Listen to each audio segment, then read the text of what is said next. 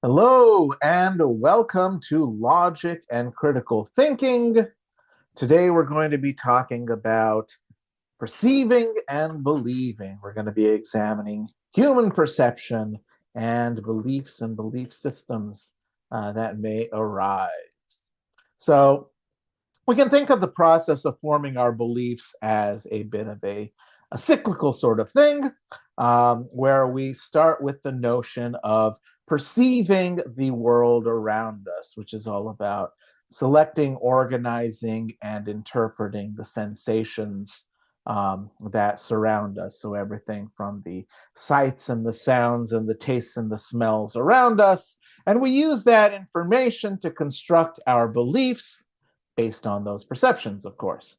And then we construct knowledge based on our beliefs subsequently. So we take our perceptions that leads us to a belief that we share, and then from that belief, we're able to develop knowledge and a degree of certainty about the way things are going to play out in the world around us. And of course, the process of thinking critically involves understanding how our various lenses are basically the glasses that we wear that kind of influence and shade our perceptions and beliefs and our knowledge. So the critical thinking process is about sorting through the mere perceptions and the beliefs that we have to getting to the core elements that are actually based on reality.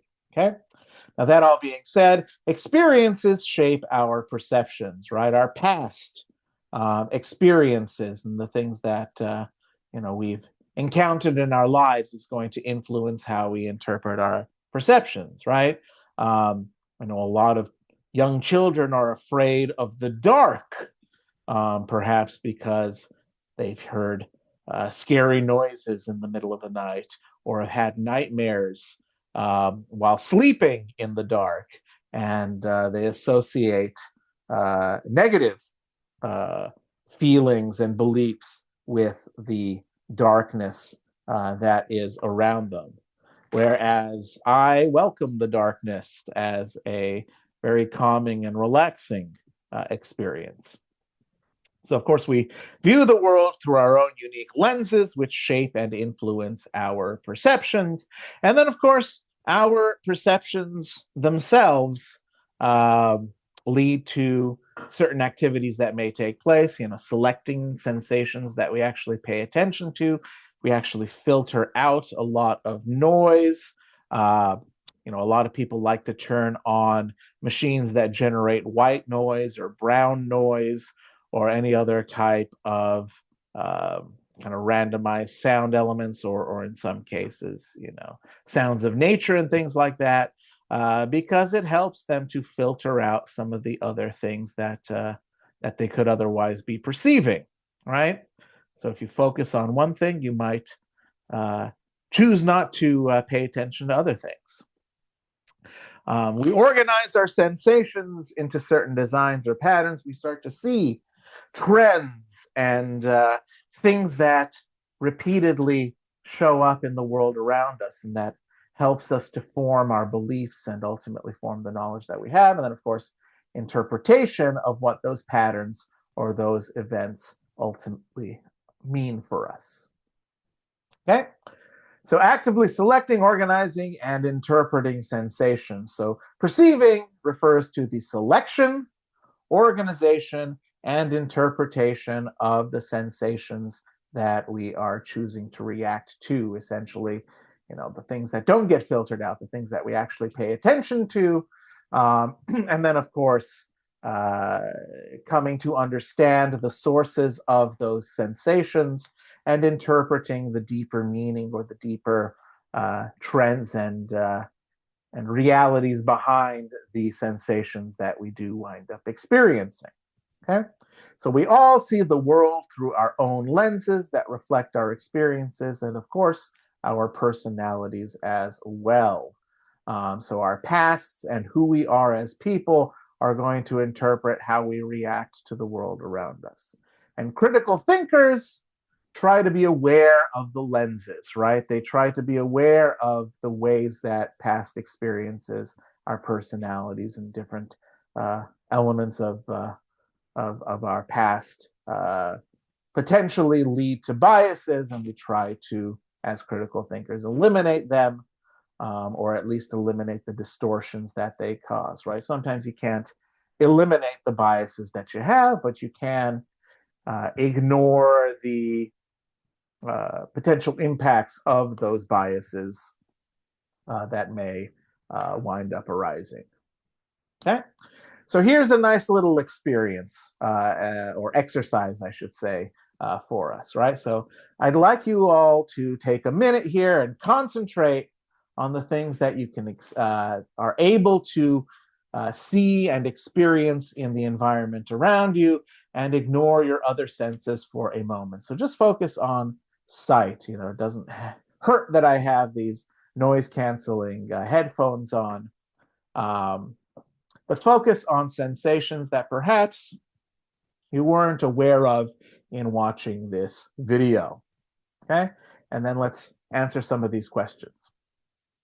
So concentrate on each of your other senses, and in turn, we're going to do sight, sound, smell, perhaps even taste.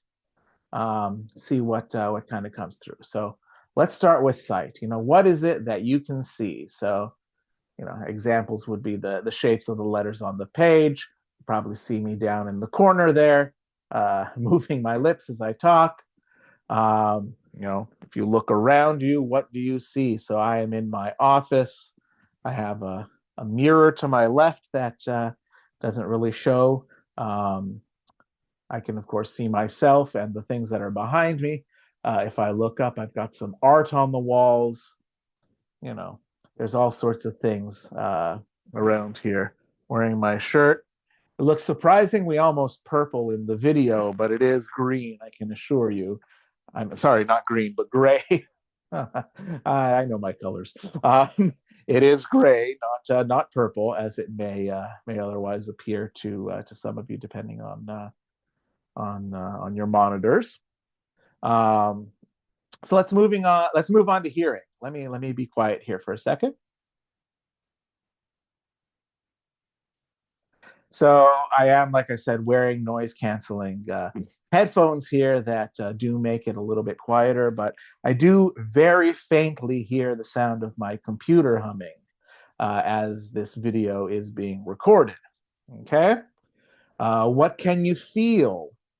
So, I mean, got the pressure of clothes against your skin. It wasn't something that I was paying attention to, but now having read that sentence, yes, I feel that, and I feel my back, my legs, and you know, my entire body kind of up against the chair that I'm leaning. I'm slightly leaning to the right, so I feel my forearm on the arm of my chair as well.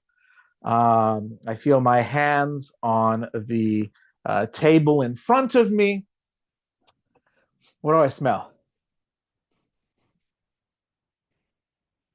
There's a slight sweetness because I do have a scented candle that is not burning at the moment, not too far from me. It kind of smells like, I think, like a jasmine tea with a boba. So there's that slight smell of that in the air, and that's about it. And then taste-wise,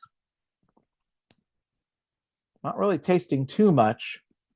I'm sure if I dug around enough in my mouth, I'd probably get some weird taste sensations going on, but it's a fairly neutral taste at the moment. Okay, so those are some of our perceptions. So now let's move on.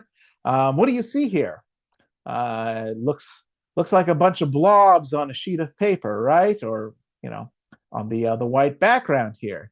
But if you kind of shift your head, tilt it to the left a little bit, you might see the shape of a very familiar and common animal that I'm not going to give away for you.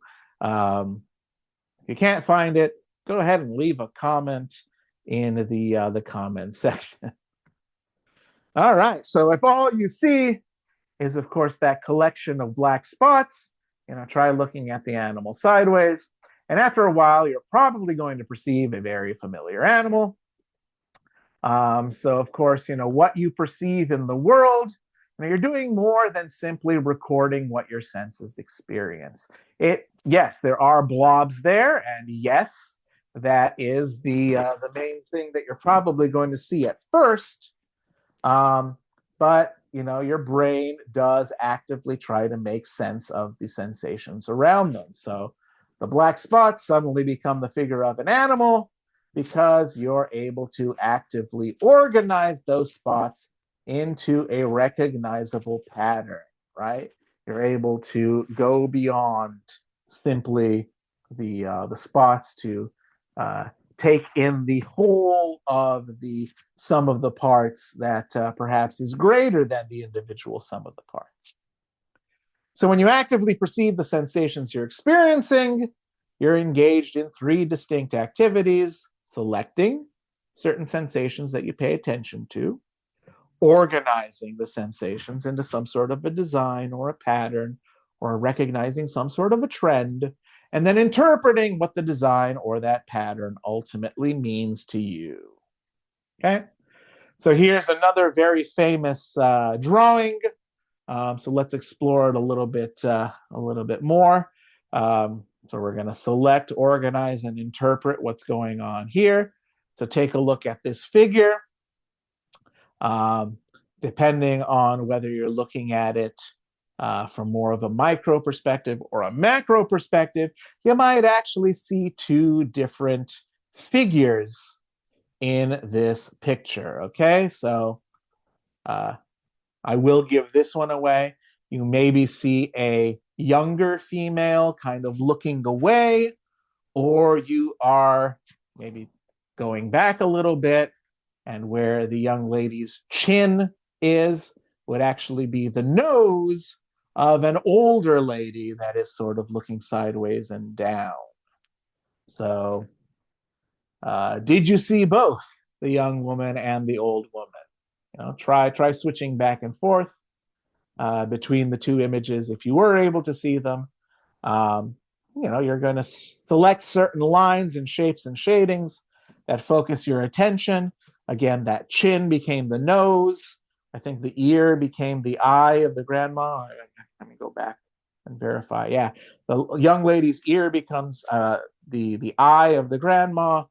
And then the choker that the young lady is wearing becomes the grandmother's mouth.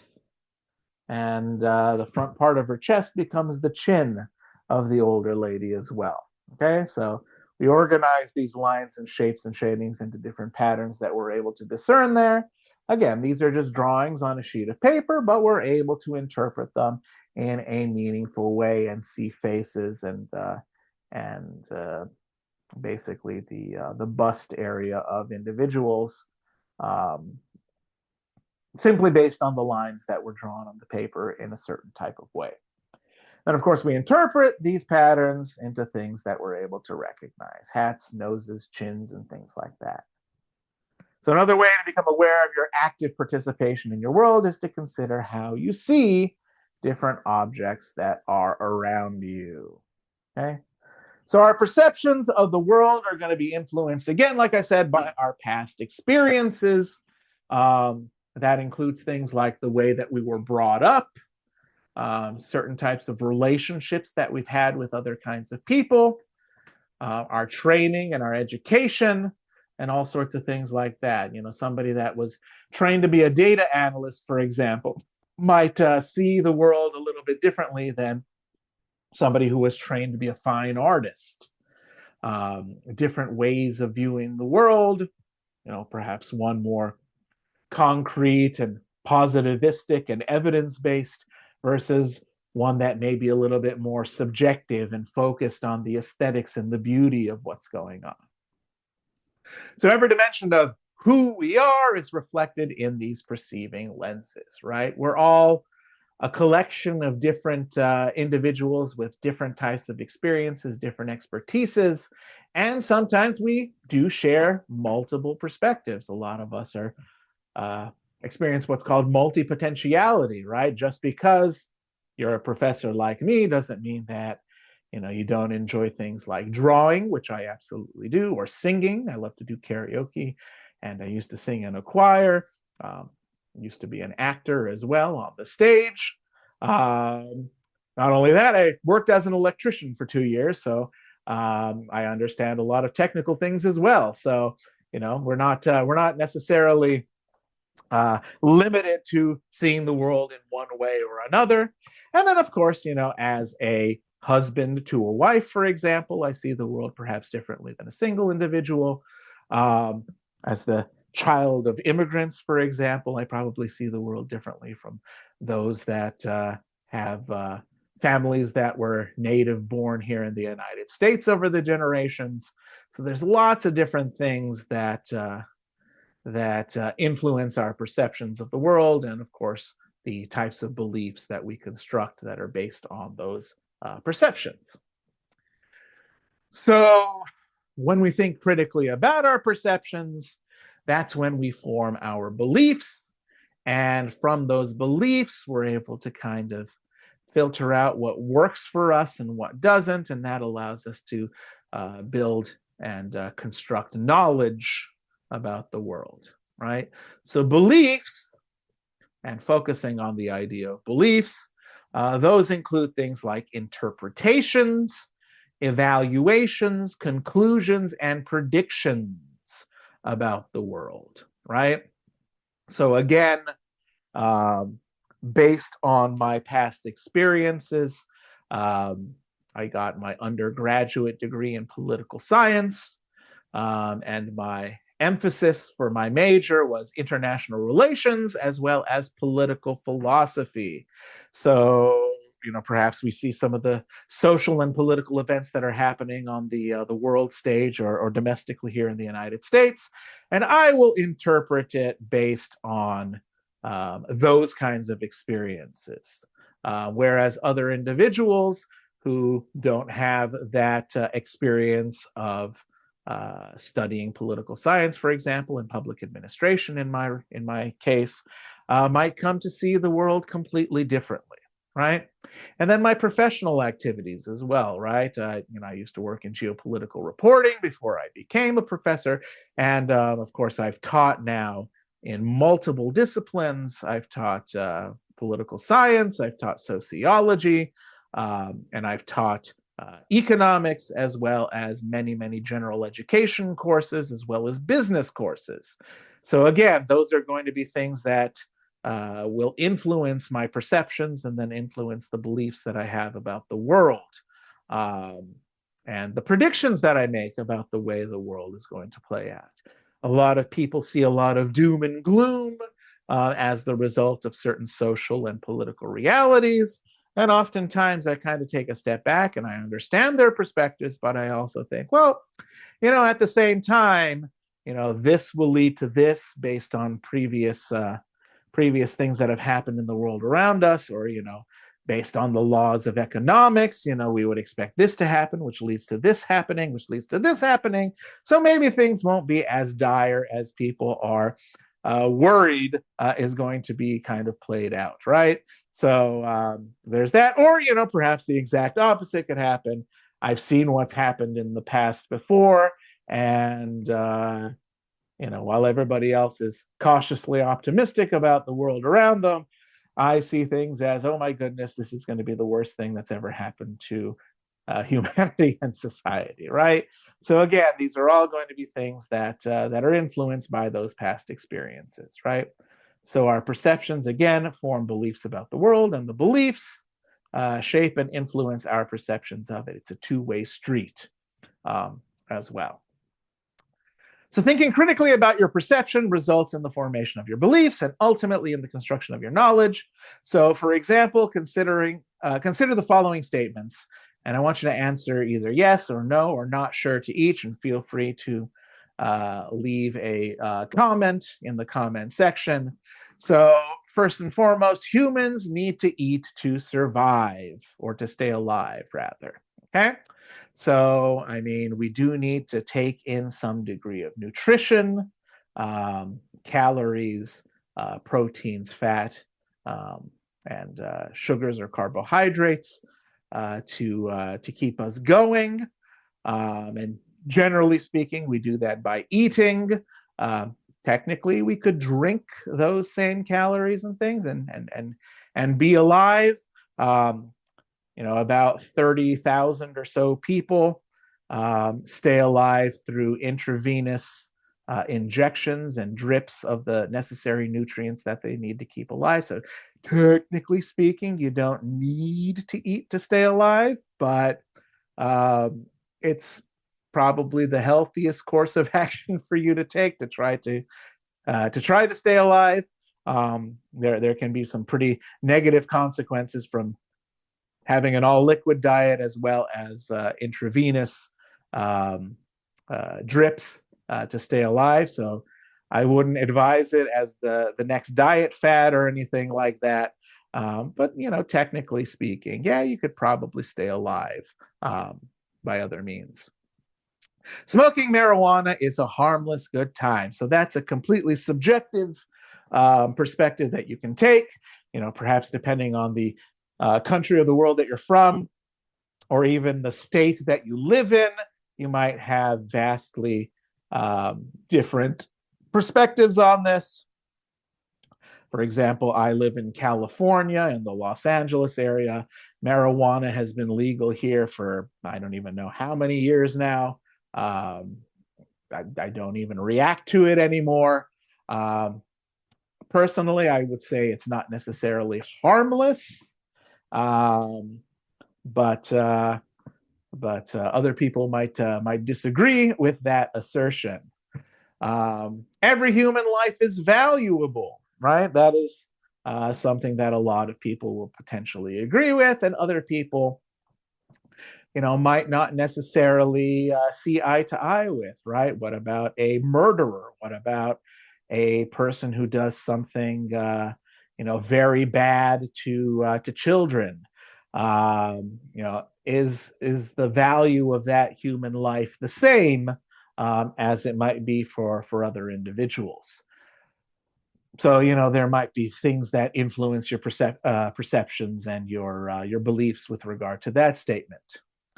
Developing your mind is as important as taking care of your body, right? So there are going to be certain individuals that are more focused on the body and staying, quote unquote, healthy, but they don't bother to train their minds alongside it. Again, as an academic myself, and I would imagine most of the students that would be taking my class for this would probably agree with this statement, at least to a pretty significant degree.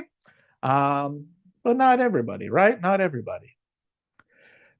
People should care about other people, not just about themselves, right? Again, that depends on the perspectives that you have about the world around you.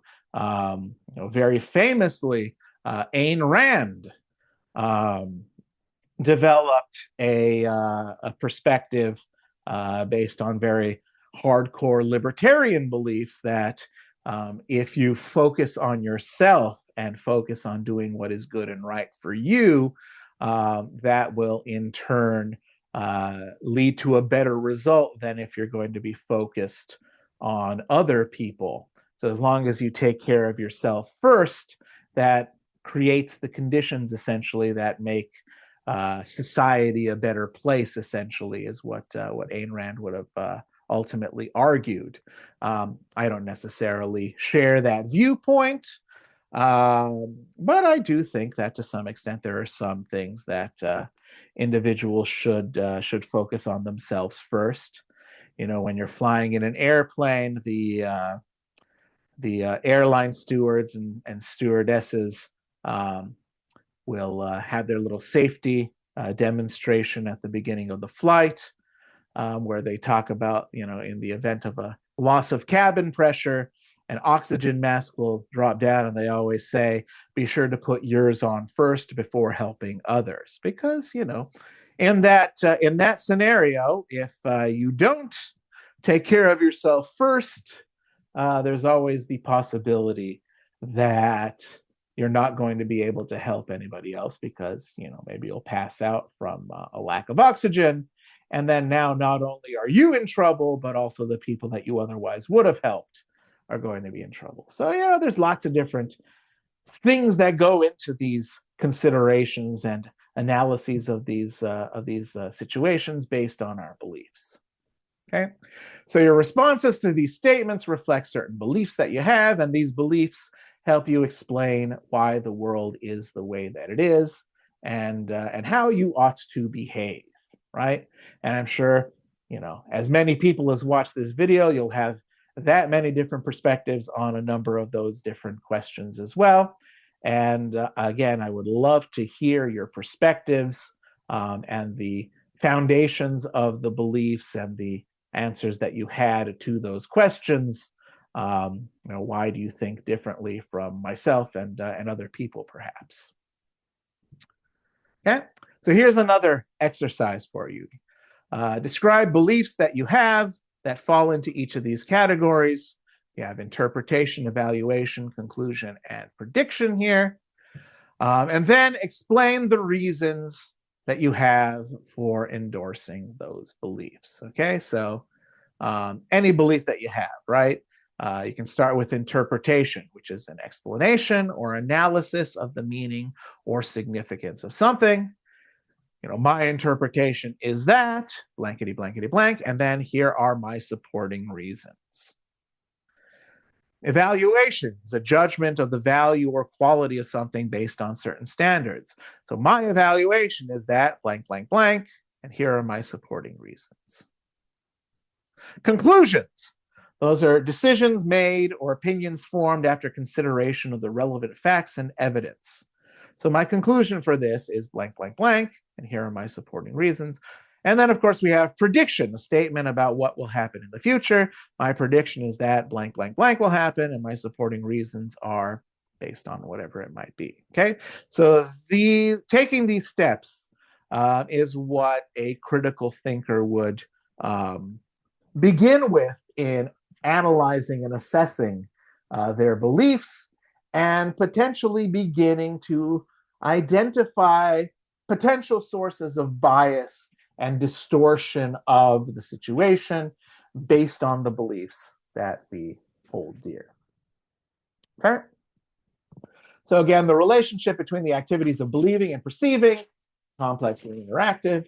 On one hand, your perceptions form the foundation of many of your beliefs about the world.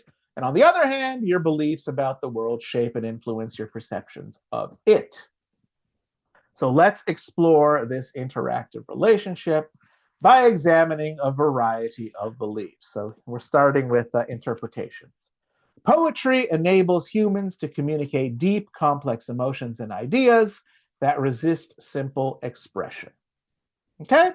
So, that is a belief system, that is a perspective that you can have on the value of poetry.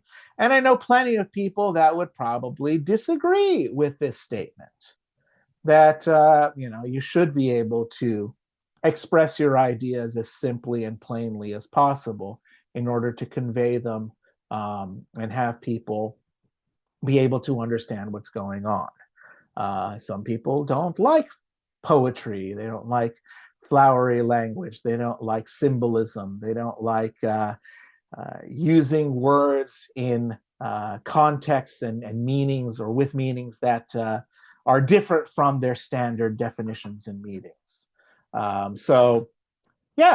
Interpretation, the beliefs that surround it can certainly be challenged.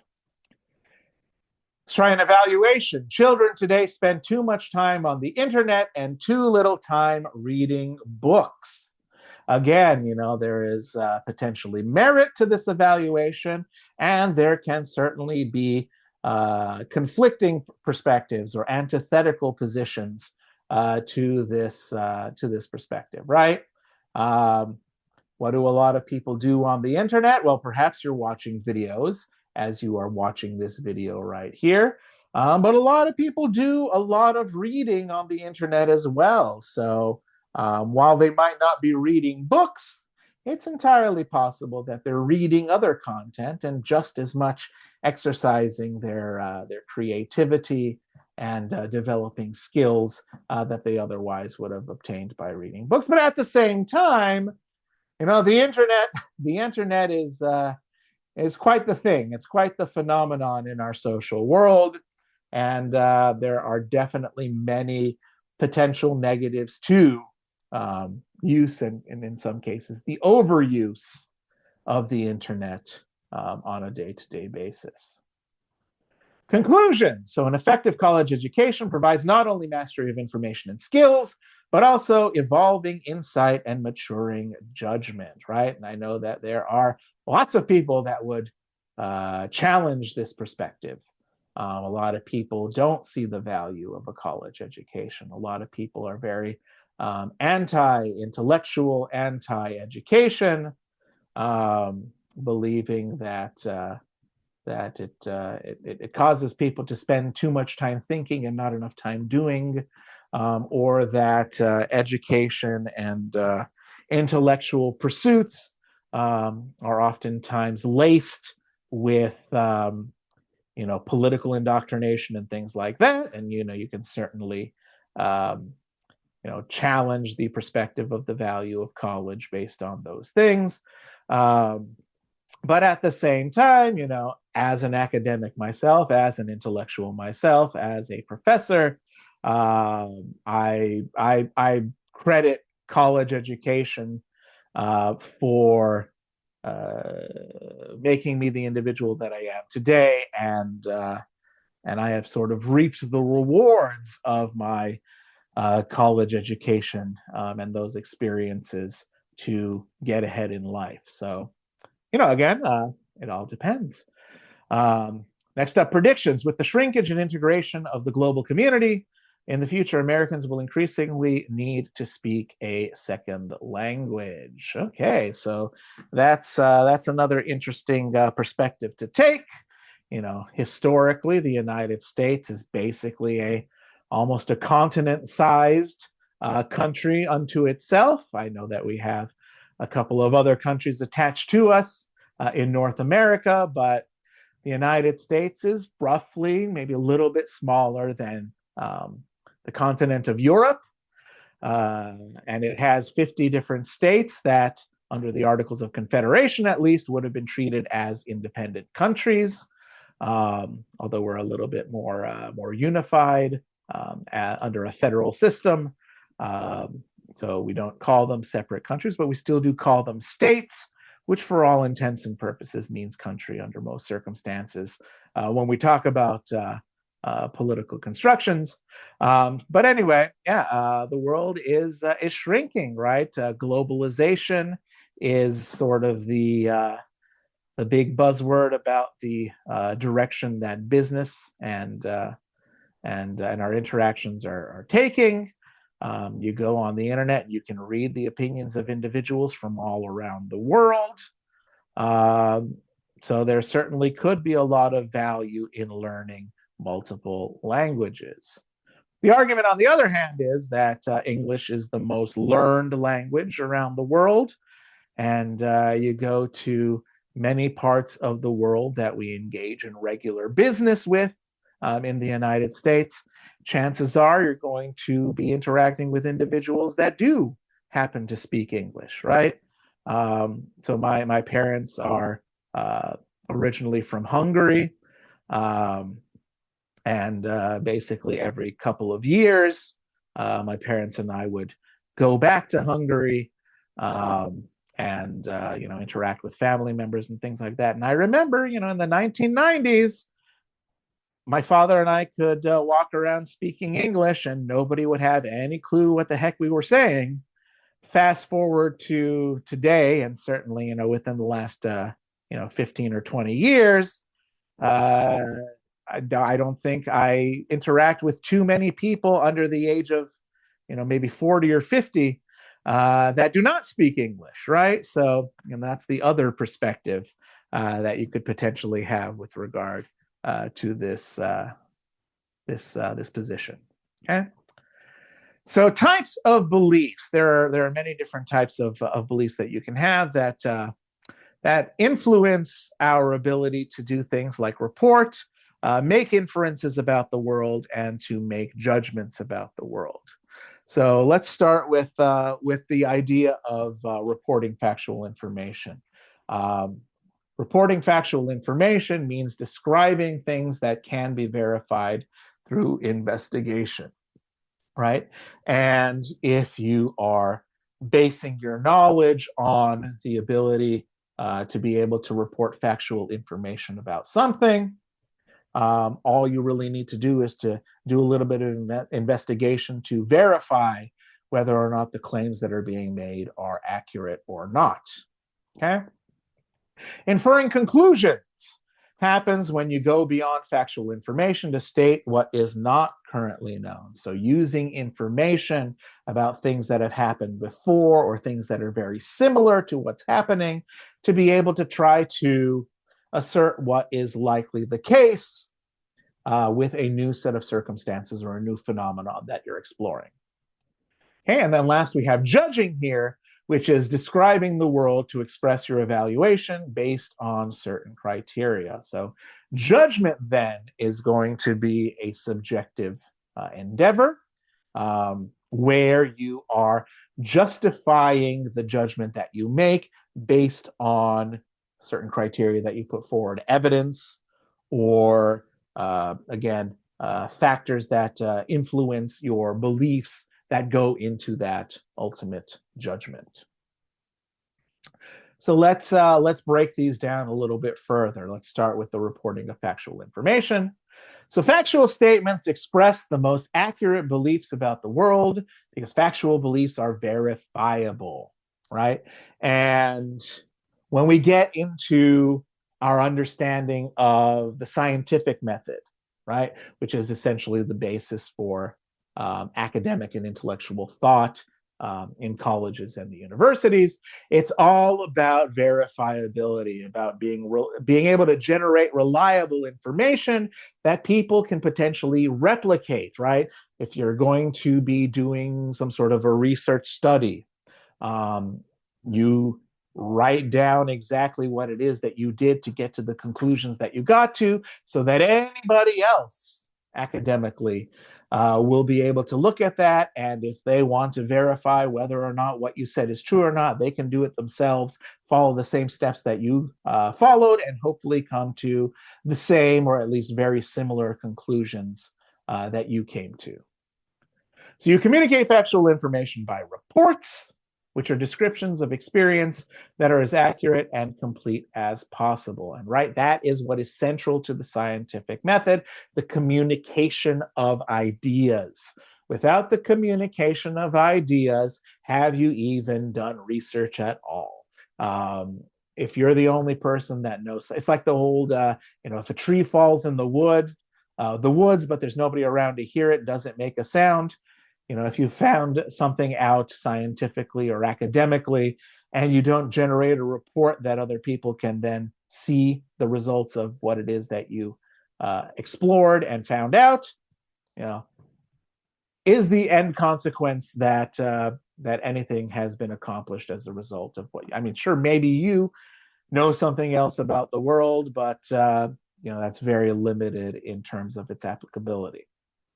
So although facts depend on general beliefs, perceptions and beliefs can be inaccurate, right? So increased knowledge and understanding can show factual beliefs to be inaccurate. And such factual beliefs can be replaced by better beliefs that explain the world more accurately and predictably.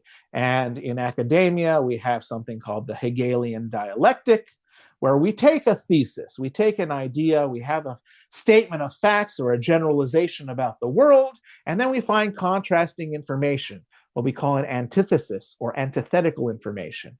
And what we try to do is we try to combine the two as much as possible so that you can synthesize a new theory or a new set of assertions about the way the world works, and in turn create a new and better belief system by being a little bit more accurate and factoring in the information that contrasted with the initial perspective or the initial set of beliefs or explanations about the world around us that we had. Okay. Next up, inferences. Inferential beliefs go beyond what can be directly observed Your complete picture of the world includes predictions about what will happen in the future. So inferential beliefs are less certain than factual beliefs. So it's important to distinguish between them. And when you calculate the risks, you evaluate how certain or uncertain your inferences are.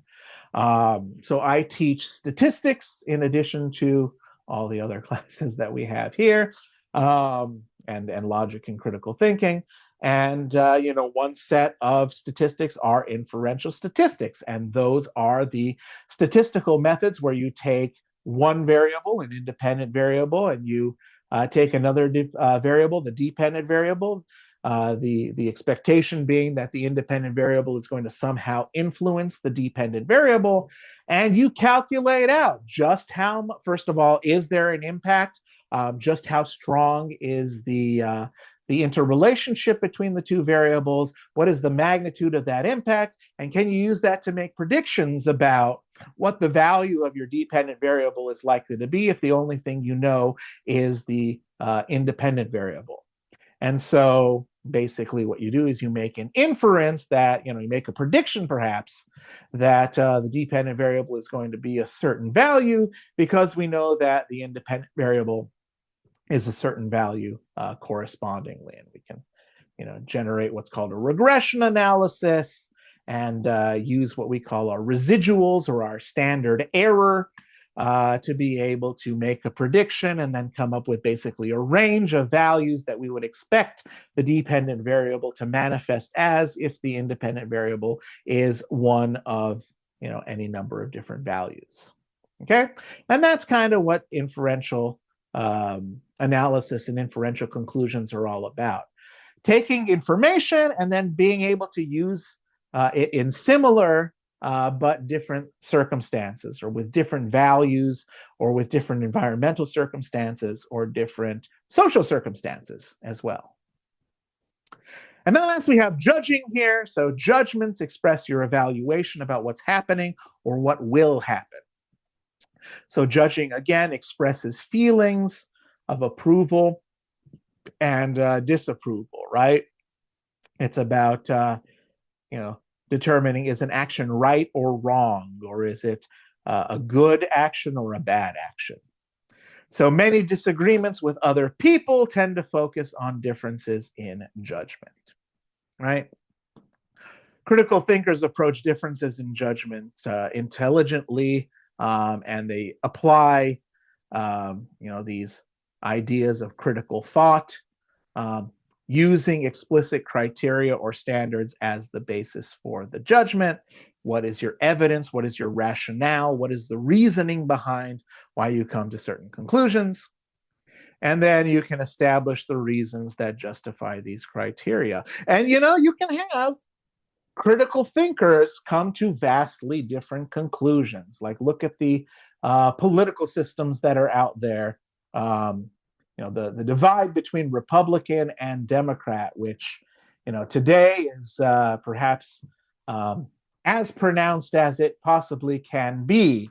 And the general idea there is that Republicans tend to value things that have worked in the past, the idea of conservatism.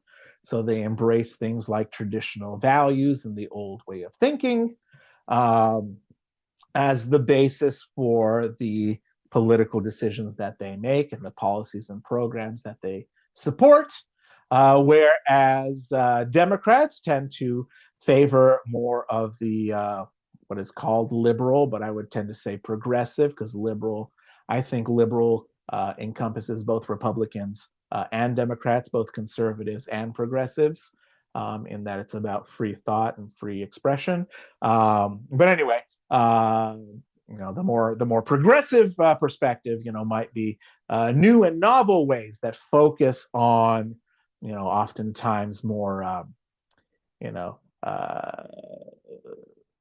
about issues of social justice and equity and things like that. That perhaps the more conservative Republicans would not agree with, and similarly the more progressive Democrats would not agree with the traditional ways of doing things. So there's this back and forth then that oftentimes happens, and people disagree, even though they both, I think, have usually some well-reasoned arguments behind why they favor one course of action over another.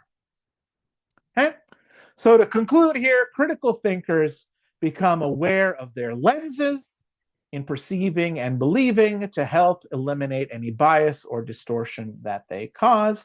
Again, you might not be able to eliminate the bias, but at least you can control the effects of that bias. And so critical thinkers become aware of the lenses of others and try to better understand why they view things the way that they do.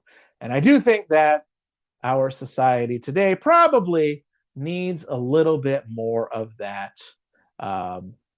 And the idea of coming to understand the other perspective and reaching across the aisle. The more opportunities we can find to work with each other, I think, the better we'll be able to accomplish things in our society with individuals that we don't necessarily agree with. All right. So I look forward to seeing you in the next video. Until then, have a fantastic day.